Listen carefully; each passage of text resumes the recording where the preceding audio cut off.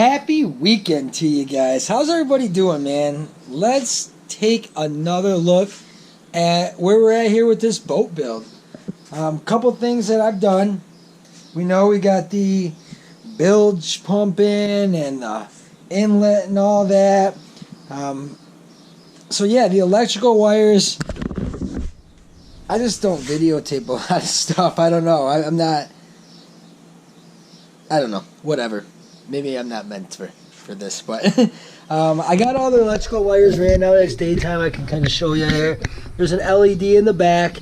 That's going to light up this whole back compartment where the gas tank and the bilge and the battery are going to go. The recirc is right here. You can see the tubes are up there. There's one tube going there into the inlet, and the other tube's going to get hooked up once I get my cooler in, which the cooler's already set. I already got the cooler set in the house. It's already got the hose inside of it, so you fill it with ice, the water runs through there, it cools, goes back into the live well. You know, it's a whole thing. Got the inlet going in there, and the wires are all ran. What I did is I ran the wires through a piece of PVC, and I ran them down the ridge. This is the outside, but the ridge of the boat right there. I ran them down here, and this is the inside of my rod locker. There it is.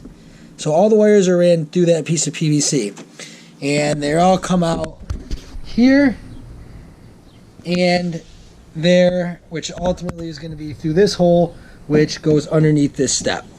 So I got a box full of crap that I've been using. Really the main things that I have here for the electrical, I've been using the Anchor Marine tin copper wire. I got this little short 15-footer green, or 18-footer green, so I was going to use that. I also had the black and the red, 100 feet there. And then I'm going to be running a on-off switch. Everybody's seen these bad boys. You turn it, that's green is on, red is off, and then it turns again, and you can actually remove this, so I guess nobody can turn your stow lights on or whatever the hell it is. So that's going to be for the main battery. I also have there's self-resetting breakers. They're both 50 amps. There's two of them in there. They got the covers on them. You just hook up one to one side, one to the other, and then the power flows through, and if it breaks, if it exceeds 50 amps, it'll break, and it will reset itself automatically. I think I read it was like 5 to 7 seconds after it breaks. It'll reset itself, or after it cools down back to the normal amperage. So that'll be cool. I didn't get the big boys. I think these were like $12 for two of them on Amazon. Fuse block and bus bar combo. So on both sides, it's a 12 block. 6 on one side, 6 on the other. And then at the bottom here, you can see that that's where the negatives go in. So what it does is you take the cover off. It says it's waterproof. This is a waterproof cover. You can see right through the side. Whatever. Awesome. Everything's easier to do with one hand. So let's put the camera here. Let's take this off. Jeez. Oh, duh. You do it the right way, dum-dum. So on the sides, you can see it has these stupid lights, which is still going to let a little bit of power through. So I may disconnect those. I don't know. But your fuses go here. So you got your 6 positives on the other side, and then your 12 negatives at the bottom. Your main negative lead goes there. Your main positive lead goes there. So how this is going to work is my battery is going to be in this compartment, sitting on top of that yellow. This is going to be on a plate right here. And then my switch panel is going to be on the face right here of this. That switch panel is going to be right here. So I'm just going to run the wires into the fuse box and then drop them right into the switch panel. It's literally 12 inches from one side to the other. Yes, sir. This is my switch panel that I'm using. Everybody's got these Amazon orders. I turned mine sideways. I was thinking about running it like that. I think I'm just going to turn it back. No big deal. 6 gang. 4-prong. I went with the 4-prong because 4-prong is just easier than 5-prong, and you don't need the lights down here. The difference between the 6-prong and these ones is that the other ones have a light down here as well. So you're always going to have a light on. I don't always need a light on. I know where my switches are. My switches are going to be right there, same spot every single time. They're not going to be running around and hiding on me. So that's that. I got the, this is going to be the back panel here. I just have to cut a little line off to accommodate for the floor. I already have my 7 holes drilled for my rod locker, which that's going to go across the back here. My front rod locker piece is done. I painted the inside of that. So that's ready and set for my rod locker. I already got the wires ran through there.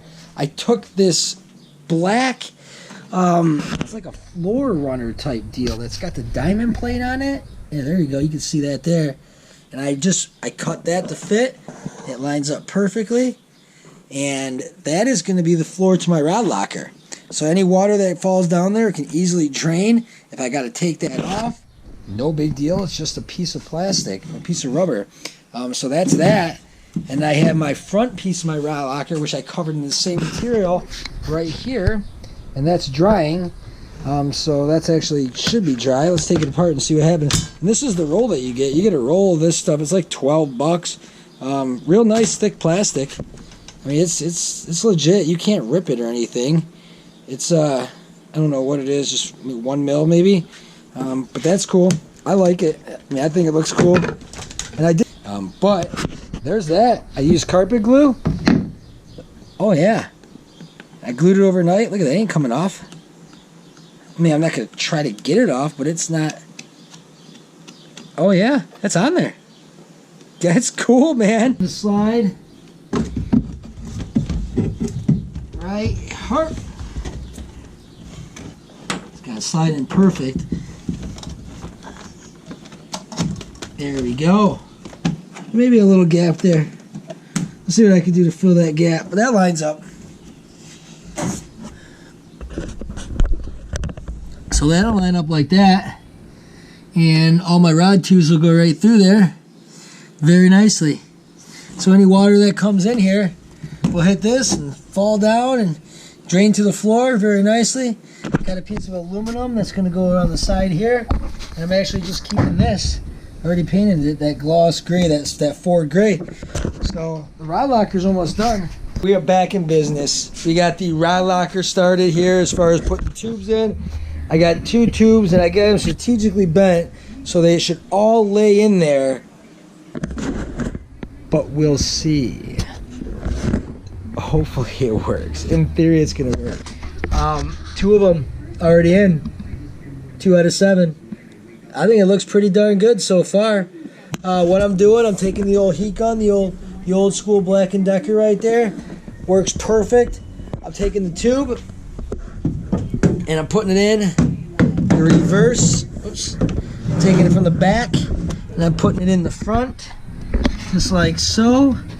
I'll put it through the tube. I can't do it one-handed, but I'll put it through there. Oh, there we go. Put it through here. And then I'll have it sticking out about an inch or 2. And then I'll hit it with the heat gun. And then I'll take the old bottle, the old beer bottle, and I'll shove that in the end just like this. And what that does is it flares this out real nice. So I stick my left hand this way with the bottle in there, and I hold the tube with the right hand on that side and push it nice and tight. And I'll seal that up right on this edge. And then I'm doing the back. You can't see it on that one.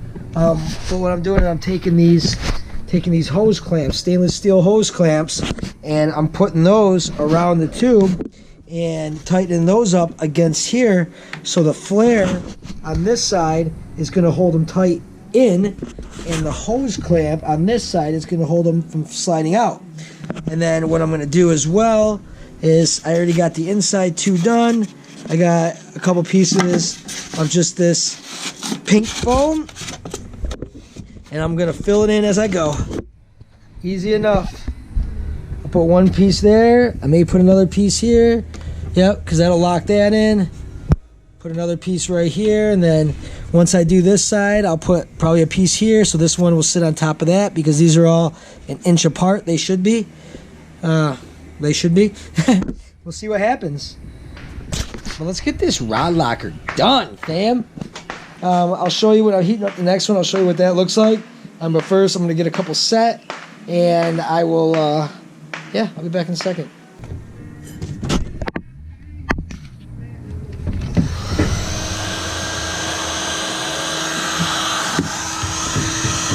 You gotta be careful with this thing, because this thing will burn everything. This heat gun gets hot. I know I sound like a freaking idiot saying that, but I'm sure you can imagine some people.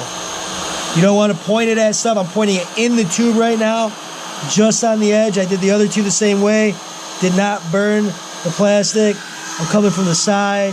I'm hitting the top and the inside here, keeping the heat on the inside the whole time. I'm real close, but I'm not touching it. Those burn marks are on there from a previous one. I did a couple, and I realized that I wasn't going to be able to get them all the way in, the size I drill my holes. So I just cut the tips of them off. There we go. So you pull this back in, real nice and tight.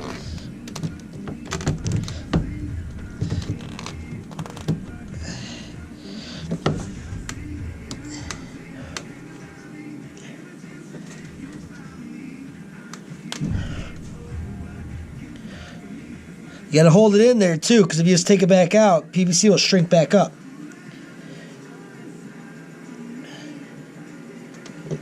There it is. Nice flared end. 3 down, 4 to go. Now you just gotta put the hose clamp on the back. 5 down. All secured in. I had to bend this one a little bit more, so I didn't use the heat gun. I just hit it with the torch. Torch does it quick. I'm putting foam in between where I have any gaps. That one looks real nice. The bottom one looks real nice. This one sticks out a little bit. I'm wondering if I just... Oh, that's the one that's not tied in. That's great.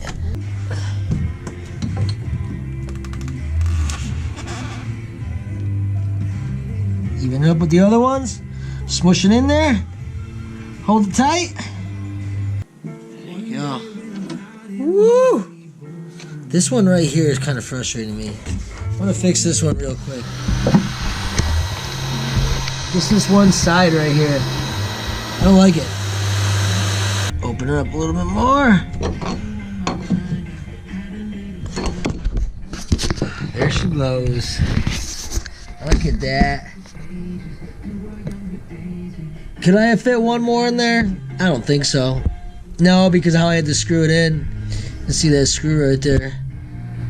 But hey, man, I'm digging it. We got 2 spinny rods. One's a 6.5 and one's a 7. Let's put it top right. Woo! Let's do the bottom. Let's see how easy it is to get in there. Oh, talking to the camera. Look at that. That's sexy. And now in goes the foam. Shove the piece down there on the side. That goes all the way down. I got the inside of this container lined with foam down in there. Back here, I'm probably going to try to shove another piece or 2 in there. Maybe a little thin piece there. I cut this one for here. That fits in there perfectly. This is enough. I'm not adding anything else to this. This is crazy. Well, look at that. It's damn near perfect. We'll roll like that. Actually, we'll do this. If that's the case. It's all like a Tetris in here, man. It's like Tetris. You just gotta figure it out. Just gotta figure it out. There it is. Look at that. Well, son of a gun. Ain't that something? Let's do the same thing to this side and sure.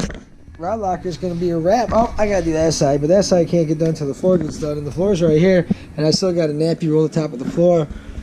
There's some work to do, but it's going to be worth it. I'm going to show you this thing at the end, and you're going to be like, damn, boy, you did all that in your garage with some stolen pool parts and a freaking rubber mat, couple 2x4s. I think it's going to be well worth it.